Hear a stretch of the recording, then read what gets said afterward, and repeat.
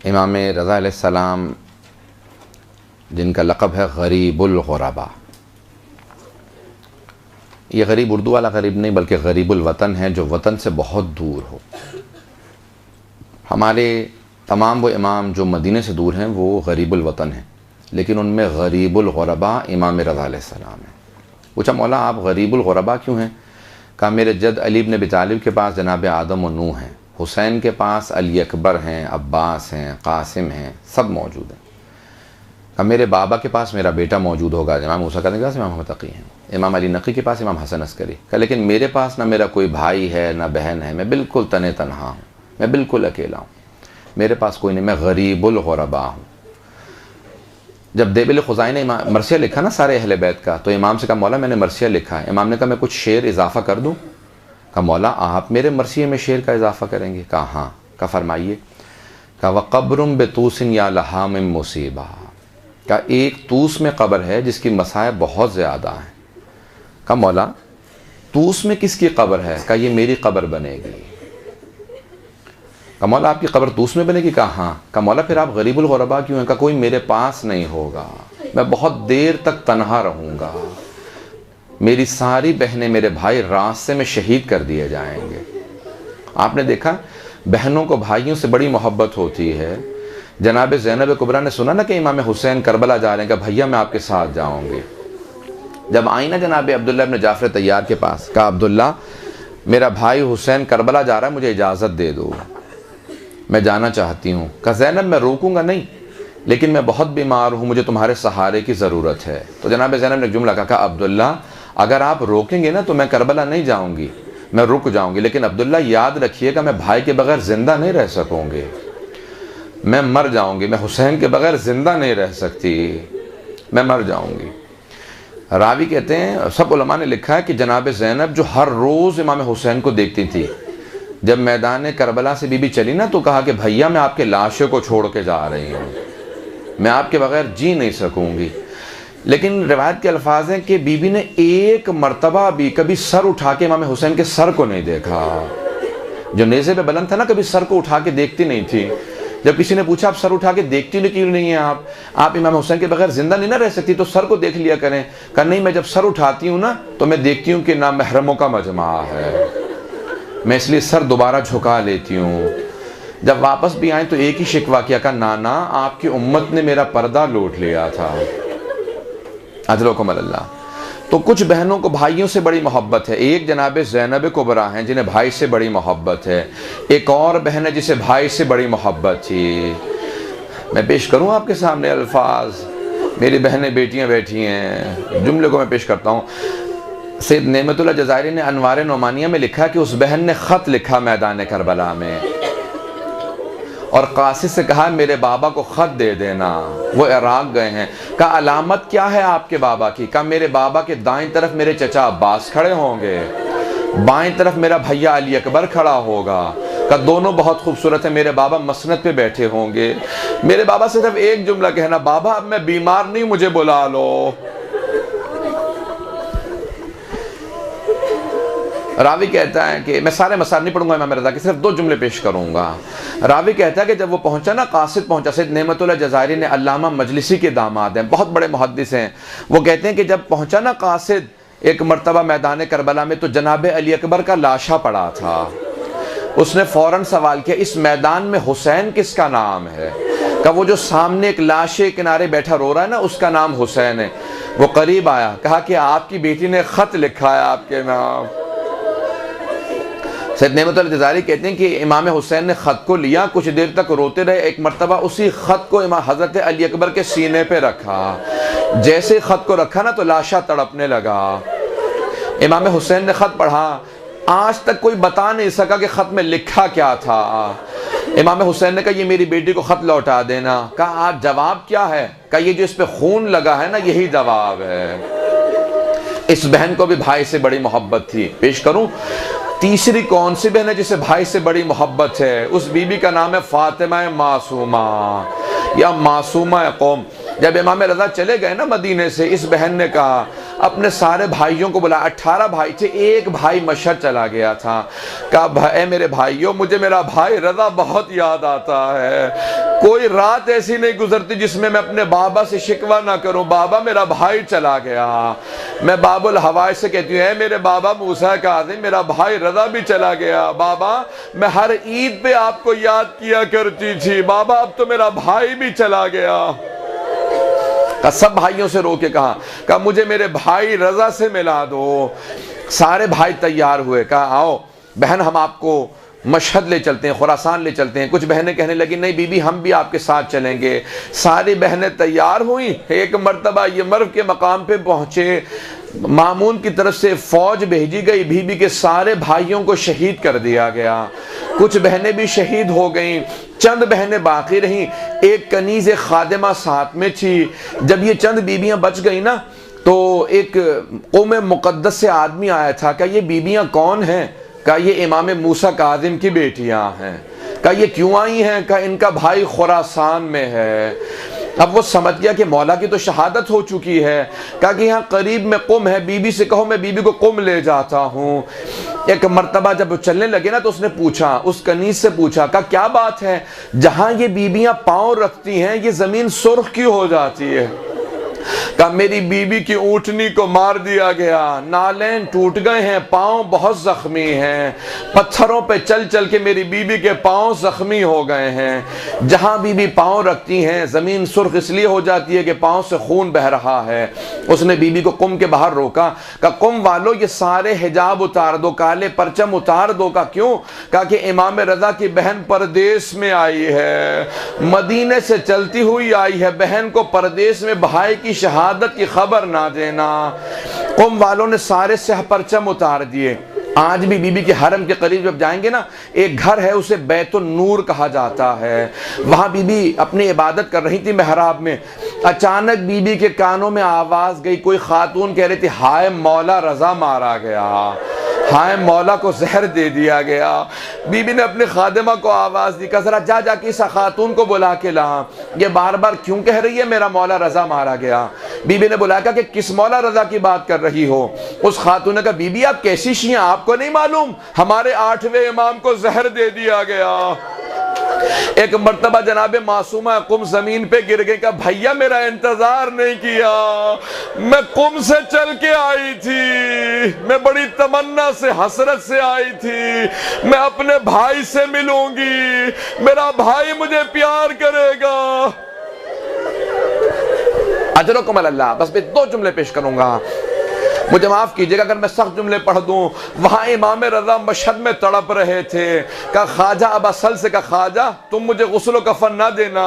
کہا مولا کون غسل و کفن دے گا؟ کہا میرا بیٹا محمد تقی مدینے سے آئے گا، جب وہ آئے گا نا اسے ایک جملہ کہنا، آپ کے بابا نے بڑا شدت سے انتظار کیا، وہ چاہتے تھے ان کا جب دم نکلے ان کا سر آپ کے زانوں پہ ہو، ہر باپ کی حسرت ہوتی ہے میں اپنے بیٹے کے دامن پہ دم دوں۔ غریب الغرباء امام رضا، ایک مرتبہ امام نے کہا کہ مجھے زہر دے دیا گیا، جب تسبیح کی آواز بند ہو جائے سمجھ لینا میری شہادت ہو گئی۔ اتنے میں تسبیح کی آواز بند ہوئی، خواجہ ابا سلط بھی رو رہے تھے، دیکھا کہ اچانک کوئی جوان حجرے میں آیا، کہا آپ کون ہیں؟ میں نے سارے دروازے بند کر رکھے آپ اندر کیسے آ گئے؟ کہا کہ اے خواجہ ابا سلط، وہ خدا جو مجھے مدینے سے خراسان لا سکتا ہے وہ مجھے گھر میں بھی لا سکتا ہے۔ کہا آپ کون ہیں؟ کہ میں محمد تقی اپنے بابا کو غسل دینے آیا ہوں۔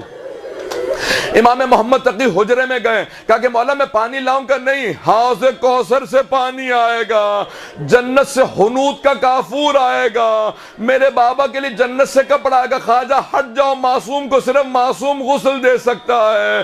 لیکن ایک مرتبہ امام تڑپ کے رونے لگے، کہا ہائے میرے جد حسین، آپ کا لاشا تپتی ریت پہ پڑا رہا، 3 دن تک بے گور و کفن۔ ایک بیٹی بار بار رو کے کہتی تھی او مسلمانوں یہ تمہارے نبی کے بیٹے نواسے کا جنازہ ہے، کوئی میرے بابا کو دفنا دو، میرے بابا کا لاشا تپتی ریت پہ پڑا ہے۔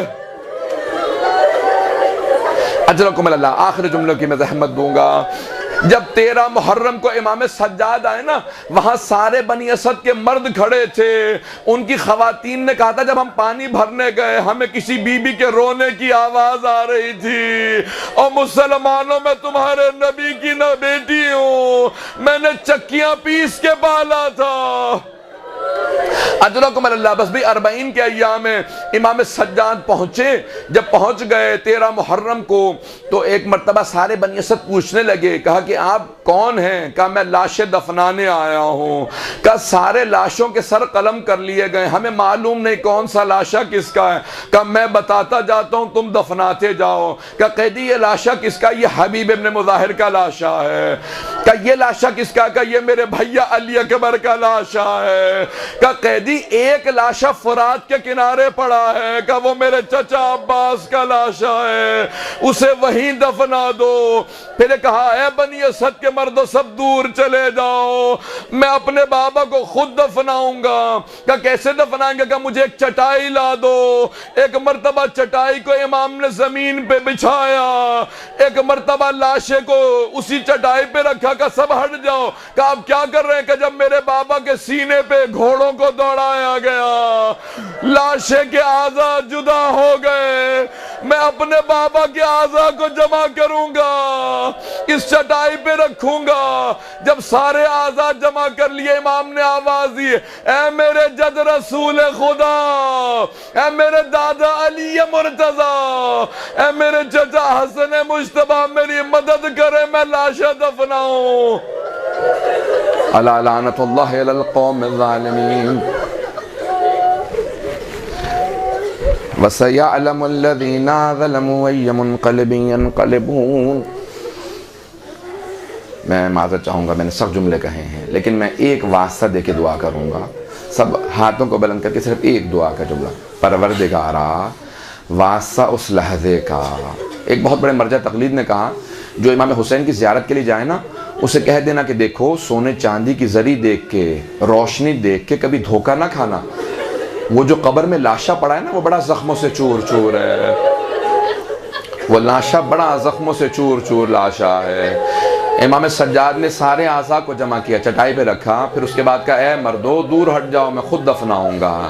خود امام سجاد قبر میں اترے، کٹے ہوئے گلے کے نیچے رسول عربی نے ہاتھ رکھے، ٹوٹی ہوئی پسلیوں کے نیچے علی مرتضیٰ نے ہاتھ رکھے، قدموں کے نیچے حسن مجتبیٰ نے جب لاشا اٹھایا نا، امام سجاد جب لاشا لینے لگے نا، چٹائی پہ رکھا لاشا، تو محسوس کر رہے تھے کوئی بی بی کنارے کھڑی ہے، بار بار کہتی ہے سجاد ذرا آرام سے لاشا لینا، میرے بیٹے کا لاشا بڑا زخموں سے چور چور ہے۔ امام سجاد نے لاشے کو رکھا، قبر کو بند کیا، جب جانے لگے نا تو قبر پہ ایک جملہ اپنی انگلی سے لکھا، ھذا قبر ابی عبداللہ الحسین الذی قتل غریبا وعطشانا۔ یہ ابا عبداللہ الحسین کی قبر ہے جسے غربت کے عالم میں پیاسا ذبح کر دیا گیا۔ پروردگارا، واسطہ اس لاشے کا، ہمیں امام زمانہ کا ظہور دیکھنا نصیب فرما۔ پروردگارا، 40 کے ایام ہیں، پروردگارا انہی ایام میں بیویاں واپس آئی تھی نا، شام سے چلی تھی۔ بس بھئی آپ لوگ تو رونے کے بعد ابھی چپ ہو گئے نا، جب بی بی شام میں پہنچی نا تو جناب زینب بلند آواز سے رو رہی تھی، بار بار آواز ہے کہ ایک جملہ کہتی تھی، بھیا جب میں آپ سے ملنے آتی تھی آپ کھڑے ہو کے میرا استقبال کرتے تھے، بھیا میں بہت تھک کے آئی ہوں، میرے پاؤں بڑے زخمی ہیں، بھیا سب کچھ لٹ گیا، اب کچھ باقی نہیں رہا، مجھے سینے سے لگا لو۔ بی بی اتنا تڑپ رہی تھی، امام سجاد سے ایک جملہ کہا بیٹا سجاد مجھے میرے بھائی کی قبر کا نشان بتا دو۔ امام نے اپنی پھپھی کا بازو تھاما، کہا پھپھی اماں یہ میرے بابا کی قبر ہے۔ جب ساری بیویاں قبر پہ گر گئی نا، امام سجاد سمجھ گئے کہ اگر میں نے نہ روکا نا تو ان میں سے کوئی بیوی روتے روتے مر جائے گی، تو امام سجاد نے اپنی پھپھی کا بازو تھاما، کہا پھپھی اماں بس کیجئے۔ جب بازو پکڑ کے کھڑا کر دیا نا بیوی کو زبردستی، فوراً اٹھایا، کہا پھپھی اماں بس کیجئے، کب تک روئیں گی؟ تو بی بی نے کھڑے ہونے کے بعد ایک سوال کیا، بیٹا سجاد یہ میرے بھائی کی قبر کے ساتھ والی قبر کس کی ہے؟ کہا پھپھی اماں یہ میرے بھیا علی اکبر کی قبر ہے۔ بی بی دوبارہ گر گئی، پھر رونے لگیں۔ پھر ایک ایک قبر پوچھتی جاتی تھی، امام سجاد بتاتے جاتے تھے۔ میں صرف ایک واسطہ باب الحوائج کا دے رہا ہوں، تمام حاجات یہاں پہ قبول کی جائیں گی، میرا وعدہ ہے آپ سے۔ جناب عباس کا صرف ایک واسطہ دے رہا ہوں۔ امام سجاد نے ساری قبریں بتا دی۔ جناب زینب نے ایک سوال کیا، بیٹا سجاد آپ نے ہر شہید کی قبر بتائی ہے لیکن میرے بھیا عباس کی قبر کا نشان نہیں بتایا، میرے بھیا عباس کی قبر کہاں؟ کہ پھوپھی اماں میرے ساتھ چلیں، میرے چچا کی قبر فرات کے کنارے ہے۔ جب بیویاں چلنے لگی نا تو جناب زینب نے ساری بیویوں کا راستہ روک لیا، دونوں ہاتھ سامنے پھیلا کے کھڑی ہو گئی کہ بیویوں میرے بھیا عباس کو سب کچھ بتا دینا، بتا دینا ہمیں شرابی کے دربار میں لے گئے تھے، بتا دینا ہمیں تازیانے مارے گئے تھے، بتا دینا ہماری چادریں لوٹی گئی تھی، لیکن بیویوں مت بتانا سکینہ شام میں رہ گئی، میرے بھائی کی غیرت برداشت نہیں کرے گی۔ پروردگارا واسطہ اس لحظے کا جب بیویاں جناب عباس کی لاشیں پہ رو رہی تھی، جناب عباس کی قبر پہ گریہ کر رہی تھی۔ پروردگارا باب الحوائج کا واسطہ ہماری گنہگار آنکھوں کو امام زمانہ کی زیارت نصیب فرما۔ پروردگارا ہم سب کی عاقبت بخیر فرما، خلوص نیت سے دین کی خدمت کی توفیق عنایت فرما، ہم سب کو اخلاص کے ساتھ خدمت جناب سید الشہداء کی توفیق عنایت فرما، ہم جو مجالس پڑھیں جو ذکر کریں اپنی بارگاہ میں قبول و منظور فرما، ہم سب کی عاقبت بخیر فرما۔ پروردگارہ ہم سب کو اہل بیت علیہ السلام کی خوشنودی نصیب فرما، امام زمانہ کا ظہور دیکھنا نصیب فرما، ہمارے مقامات مقدسہ کی حفاظت فرما، نجف و کربلا کی، کاظمین کی، سامرہ کی، بلد کی، شام کے تمام روضوں کی حفاظت فرما، جنت البقیع تعمیر ہوتا دیکھنا نصیب فرما، جو ہاتھ بلند ہیں کسی کو رد نہ فرما۔ پروردگار سب کی دعائیں اپنی بارگاہ میں قبول و منظور فرما۔ پروردگار ہم سب کو زندگی میں امام حسین کی زیارت نصیب فرما، آخرت میں امام حسین کی شفاعت نصیب فرما۔ پروردگار ہم سب کو تمام اہل بیت علیہ السلام کی زیارت نصیب فرما۔ ربنا تقبل منا انك انت السميع العليم بحق محمد وآله الطيبين الطاهرين المعصومين برحمتك يا ارحم الراحمين وصلى الله على محمد وآله الطاهرين